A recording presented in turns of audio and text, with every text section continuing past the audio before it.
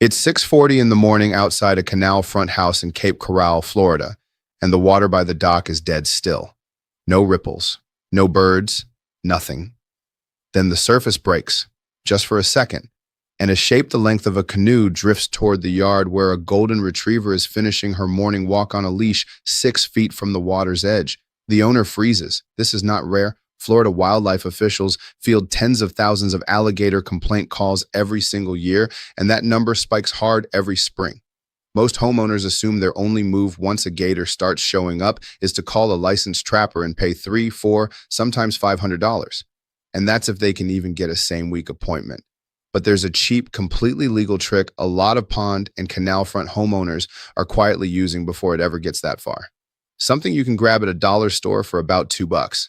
By the end of this video, you'll know exactly what it is, why it actually works, and more importantly, the one mistake almost everyone makes that cancels it out completely. If you live anywhere near standing water in the Southeast, stick around. And if channels like this one are useful to you, go ahead and hit subscribe now, because I'm about to walk you through the whole setup step by step. Alligators aren't just a Florida thing. Louisiana, Georgia, South Carolina, even parts of eastern Texas, anywhere with warm, slow-moving freshwater has a population that's been quietly expanding for decades, mostly because subdivisions keep getting built closer and closer to wetlands and retention ponds. Louisiana alone has an alligator population estimated in the hundreds of thousands, and a good chunk of that lives within a short drive of a residential neighborhood, not deep in some untouched swamp. Spring is when the real trouble starts, and it's worth knowing exactly why. Male alligators in particular start ranging much further from their usual territory, looking for mates once water temperatures climb. And that search doesn't respect property lines or fences. So a yard that's had zero gator activity for 5 straight years can suddenly have a very different situation by May, just because a male working his way along a canal system decided that stretch of bank looked promising. That's why this isn't a set it up once and forget it kind of prevention.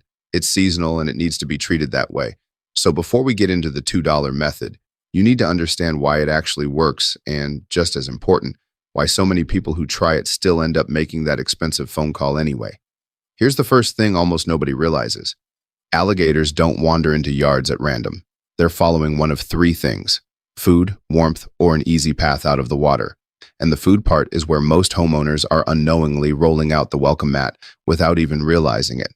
If you've got a pond, a canal, or even a drainage retention basin behind your house, walk the edge of it today and actually look for scraps.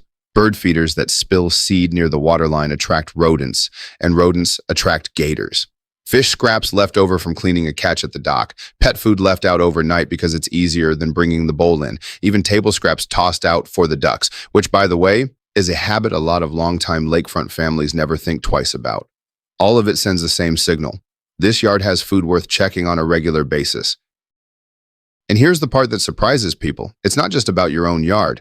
If a neighbor 2 doors down has been feeding gators for years, every property along that same stretch of water inherits the problem, because the animal has learned to associate that whole area, not just one dock, with an easy meal. That's part of why gator issues tend to cluster along certain canals and not others. It's rarely random. The fix here costs nothing. Store pet food inside, move bird feeders at least 20 feet back from the water, and never, under any circumstances, feed an alligator, even a small one that looks harmless sunning on the bank. It's illegal in Florida and in several other states, and wildlife officials consistently point to it as the single biggest reason gators lose their natural wariness of people in the first place. Once that wariness is gone, it doesn't come back, and that animal is now considered a much higher risk case. And it's usually the ones that get fed regularly that end up needing removal instead of just relocation. Second warning sign: a flattened, muddy slide trail running from the water up into your grass. That's not a coincidence. That's a travel route an alligator has already used, probably more than once, and it'll keep using it unless something actively interrupts the pattern. This is where our $2 trick comes in. Head to a dollar store or check the clearance aisle at any home improvement store and grab a solar-powered motion light stake, the kind meant for lining a garden path. They usually run about $2 to $3 each. Push 2 or 3 of them into the ground right along that slide trail or right where the bank meets open lawn. When something moves through after dark, the light triggers instantly, and that sudden, unpredictable flash is often enough to make nocturnal wildlife, alligators included, hesitate before continuing across open, exposed ground. I want to be honest with you here. No wildlife biologist is going to tell you a $2 light stake alone solves an alligator problem, and effectiveness really does vary from yard to yard. But paired with removing the food source, it disrupts the two things a gator actually needs to feel comfortable treating your yard as part of its route. Now here's the part almost nobody talks about, and it's coming up a little later in this video. The specific reason most people who try the light stake method give up on it after just 2 or 3 weeks for one avoidable mistake. Stick with me, because that part alone could save you the whole $500. Third sign, vegetation. Overgrown grass, thick brush, or cattails sitting right at the waterline give an alligator cover to approach a yard undetected, basically a hallway with no windows. Clearing a 3 to 4 foot buffer of short, open grass between a water feature and the rest of the yard removes that cover entirely, and it costs nothing but an afternoon with a mower or a weed trimmer. This is also one of the top recommendations wildlife agencies actually give homeowners living near retention ponds because it does double duty. Better sightlines for you, and a lot less confidence for whatever's swimming past. Sound familiar so far? A lot of this probably feels like stuff you've half known for years and just never gotten around to actually doing. That's exactly why the same yards end up with a repeat gator problem year after year. Prevention only works if it's consistent, not something you remember to do once in April and forget about by June. Quick subscribe reminder right here, because the next tip is one people almost never hear about anywhere else. If you want more of these practical, no-fluff wildlife safety breakdowns, subscribing means you won't miss the next one. Fourth sign, and this one catches people off guard every time, a sudden change in your dog's behavior near the water. Dogs pick up on scent and movement long before we do. If your dog suddenly refuses to walk through a part of the yard it used to cross without a second thought, or starts barking at the water at roughly the same time every evening, don't write that off as a quirky mood. I've seen this happen to a neighbor of mine. Her lab wouldn't go near the dock rail for almost a week, and sure enough, there were fresh slide marks in the mud she hadn't noticed. Trust the dog's nose over your own eyes here, and walk the shoreline in daylight looking for exactly that. Fifth, and this one's specific to anyone with a pool near a canal or pond, check your screen enclosure and pool fencing for gaps at ground level, especially where a fence post meets the concrete deck.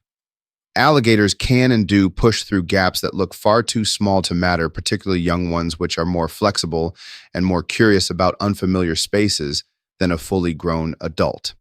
A gap you'd never think twice about, maybe 4 or 5 inches, is sometimes all it takes. A $20 to $30 roll of galvanized mesh, stapled or zip-tied along the bottom foot of an existing fence line, closes that gap for good.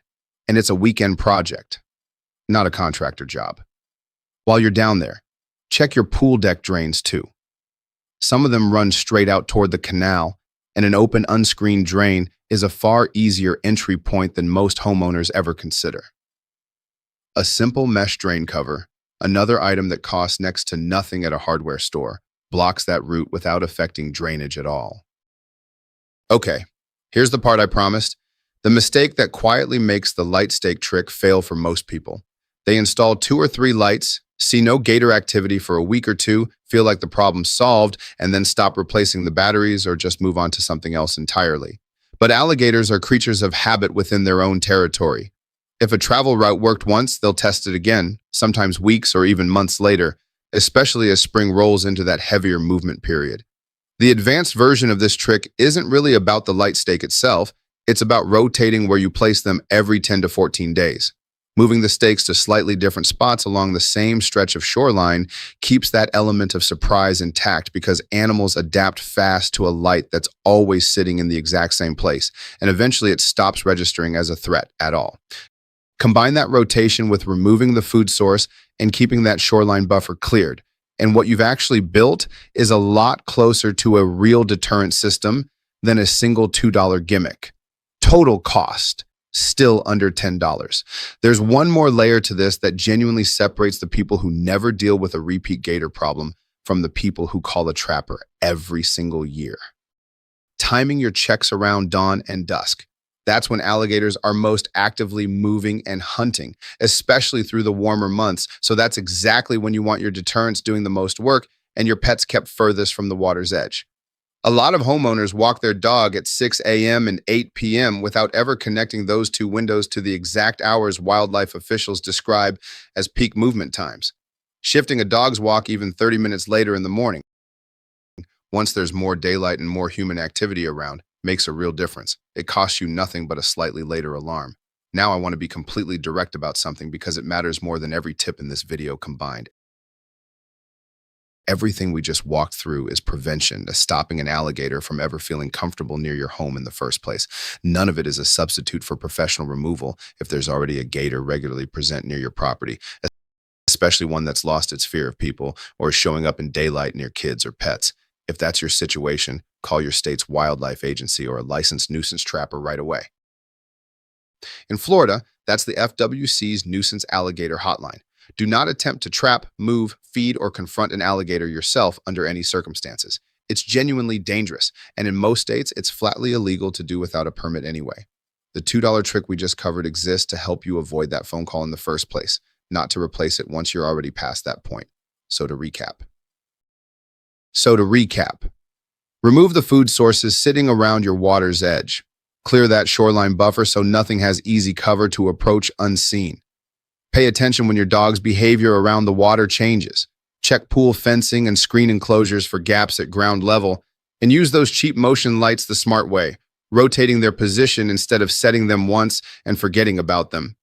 Do all of that consistently, especially heading into spring, and you dramatically cut the odds of ever needing that $500 trapper call at all. None of this requires a permit, a contractor, or a single dollar spent at a specialty store. A dollar store light stake, 20 minutes clearing brush, and paying closer attention to your dog gets most homeowners most of the way there. But if you're already past the prevention stage, if there's a gator that's clearly comfortable being close to people, don't gamble on a DIY fix. Make the call. That's what licensed trappers and wildlife agencies exist for, and it's genuinely not worth the risk to handle yourself. If you've actually had a gator show up near your property, I want to hear about it.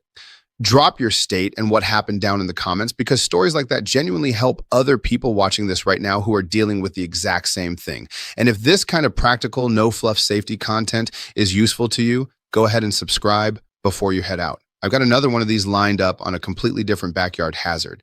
And honestly, you're going to want to see it before it happens to you.